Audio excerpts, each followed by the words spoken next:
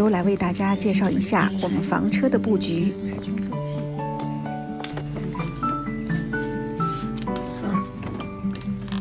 我们一进门的话，右手边是一个 U 型的卡座，U 型卡座，然后这边坐1、2、3、4、5，坐5个人，一家5口吃饭是没有问题的。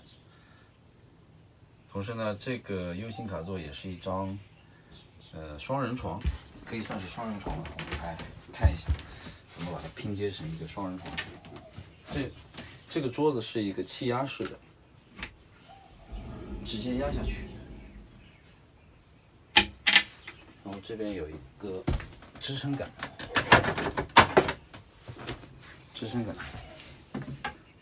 撑在这边。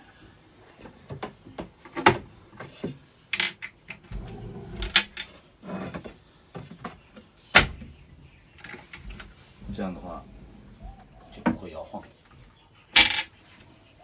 接下来我们把这个沙发垫拼在这边。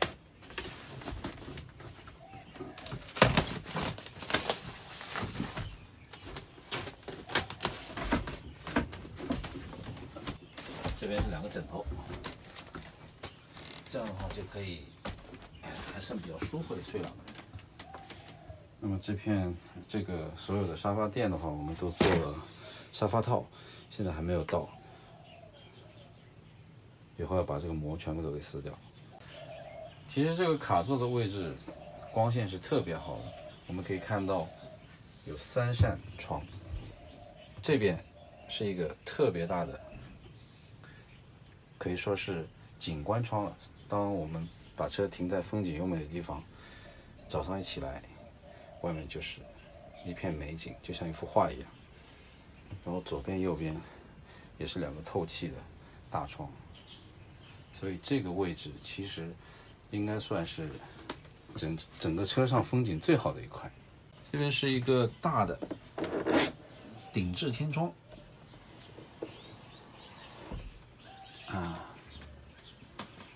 尺寸还是很大的。其实也可以通过这个顶置天窗到车顶上去清理一些太阳能板之类的。我们倒是要买一个小的那个铝合金爬梯，可以从这边很方便的上车顶。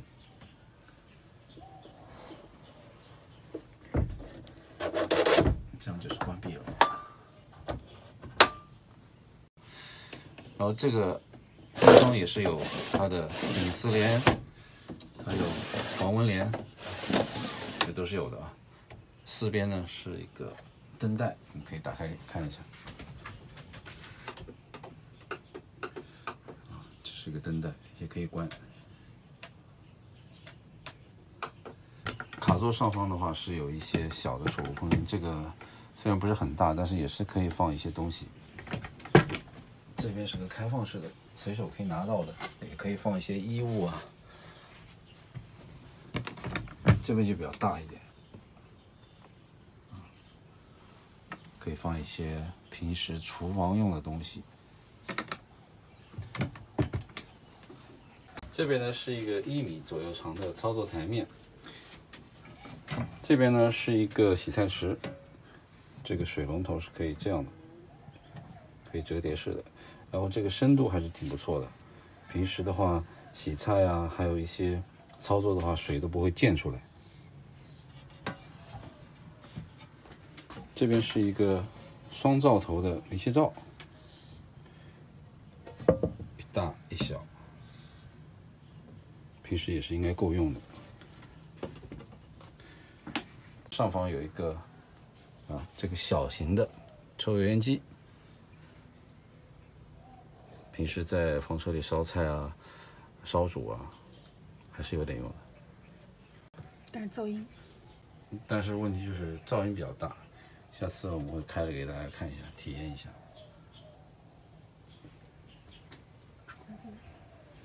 这边呢是一个窗户，透气的窗户。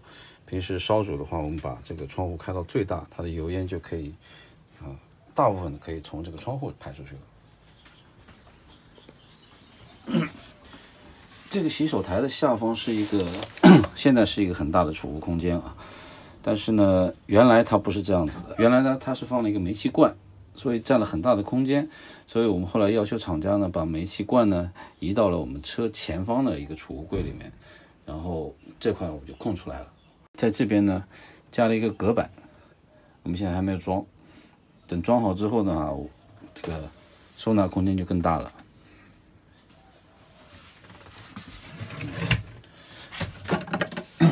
这个地方呢，原来是这样的一个设计，因为我们这个车没有要加微波炉，所以当时是这样一个拉开的一个设计，也是一个储物空间。但是后来我们决定要加一个微波炉，为什么呢？因为我们在几天的试用过程中，觉得微波炉还是房车必不可少的一个电器啊，所以我们现在买一个微波炉还没到。到时候微波炉的话，我往里面一装，这块就是微波炉，然后这块板就多出来了。这边原来是有2个铰链，还有一个锁扣，和这边一样的。然后呢，我们现在把这个全都拆下来了。我们再来看这边，这边原来是一个封死的这么一个设计，因为它后面也是轮眉的位置，但是这边呢却还有一块很说大不大的利用空间吧，所以我们现在就把这边拆下来的这个铰链装在了这个位置，还有这个锁扣，这样的话，我们这块就又变成一个小的拉柜了，里面还可以放一些卡式炉啊，上面还可以放一些小的收纳盒，这样空间又多出来一点。这个下面呢是一个抽屉。这个抽屉一般我们放一些调味品啊，还有碗筷和一些餐具之类的。这个是一个24伏的海尔的空调，单制冷的，然后它的外机呢是装在车顶，是这个位置。这个空调呢，以后我们会详细的跟大家讲一下它的使用的效率啊，还有一些它的一些基本的就是效果怎么样，我们以后慢慢跟大家分析，因为我们现在自己也没有体验过，以后慢慢再说吧。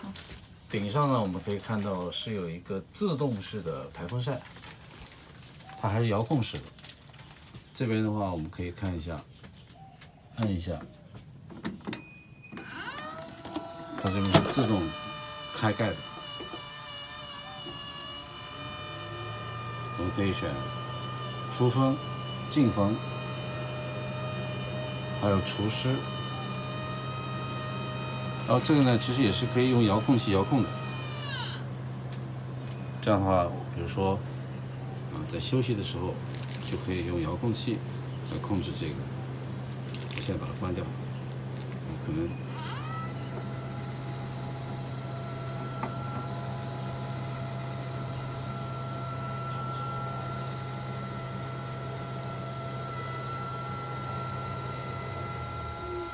那就关掉了。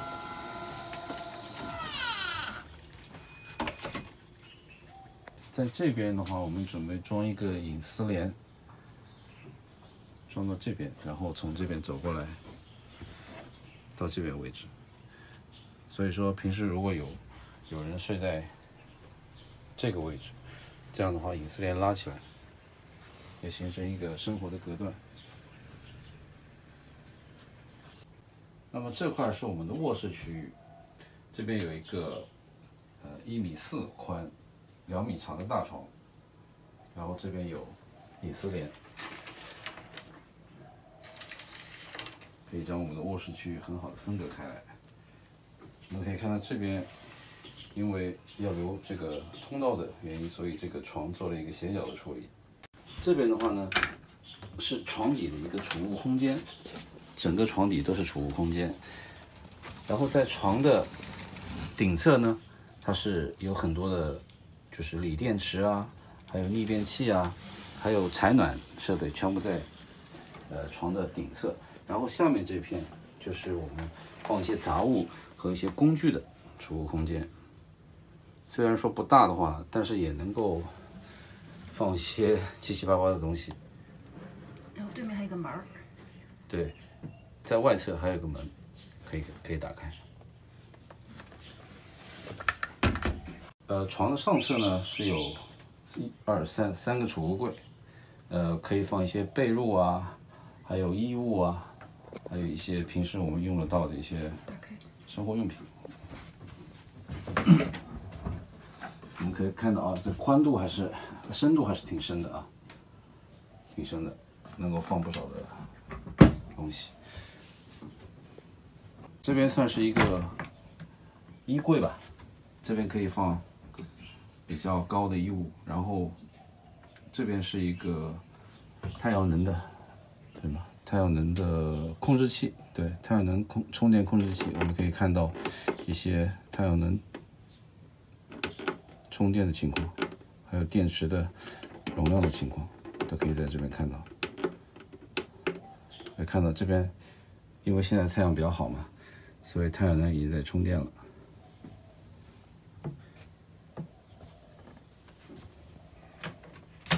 下面呢就是一个100升左右的冰箱，这上面是冷冻室，下面是冷藏室，储藏个2、3天的食物还是没问题的。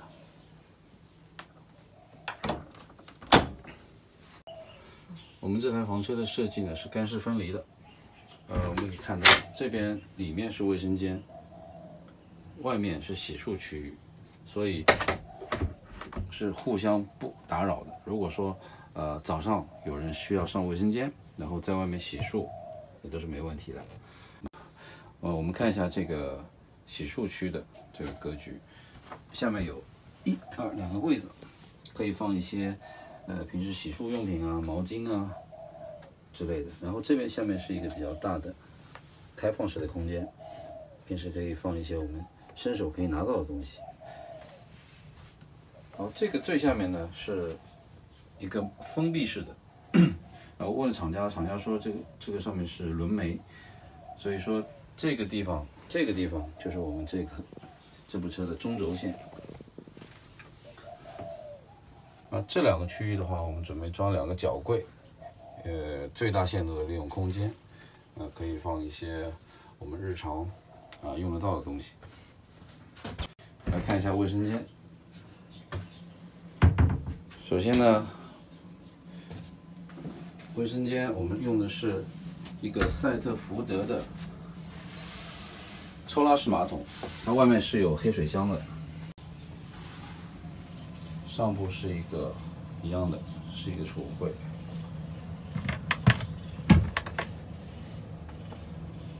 那么卫生间的通风呢还是比较好的，顶上有一个，我们可以看到有一个通风机、抽风机，然后呢，我们还有一个，还有一个外推式窗，这样的话，空气可以形成有效的对流。我们先来量一下这个卫生间的深度，1米07，然后宽度是78，那么就差不多是0.85个平方左右。不过感觉它的空间还是可以，至少人站着，你看我1.78米，上面还有1拳多的距离，所以空间还是很足够的。然后洗澡的话，花洒是可以调整角度的，也没有问题。